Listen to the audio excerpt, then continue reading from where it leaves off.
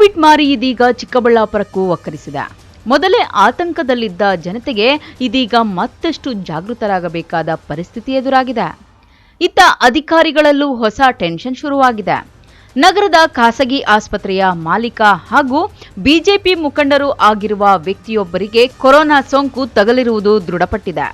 ಇವರು ಇತ್ತೀಚೆಗೆ ದೆಹಲಿ, ತಮಿಳುನಾಡಿಗೆ ಕಾರ್ಯನಿಮಿತ್ತ ಹೋಗಿ ಬಂದಿದ್ದರು ಎಂದು ತಿಳಿದು ಬಂದಿದೆ. ಕೋವಿಡ್ ಟೆಸ್ಟಿಂಗ್ ವೇಳೆ ಪಾಸಿಟಿವ್ ಎಂದು ದೃಢಪಟ್ಟಿರುವುದರಿಂದ ಸಾರ್ವಜನಿಕರಲ್ಲಿ ಮತ್ತಷ್ಟು ಆತಂಕ ಎದುರಾಗಿದೆ. ಸದ್ಯ ಹೋಮ್ ಕ್ವಾರಂಟೈನ್ನಲ್ಲಿ ಚಿಕಿತ್ಸೆ ಪಡೆಯುತ್ತಿದ್ದಾರೆ ಎಂದು ತಿಳಿದು ಬಂದಿದೆ. ಚಿಕ್ಕಬಳ್ಳಾಪುರದಲ್ಲಿ ಪತ್ತೆಯಾಗಿರುವ ಮೊದಲ ಕೊರೋನಾ ಕೇಸ್ ಇದಾಗಿದ್ದು, ಇದರಿಂದ ಆರೋಗ್ಯ ಇಲಾಖೆ ಮತ್ತಷ್ಟು ಎಚ್ಚೆತ್ತುಕೊಂಡಿದ್ದು ಮುಂಜಾಗ್ರತಾ ಕ್ರಮಗಳನ್ನು ಕೈಗೊಳ್ಳುತ್ತಿದೆ.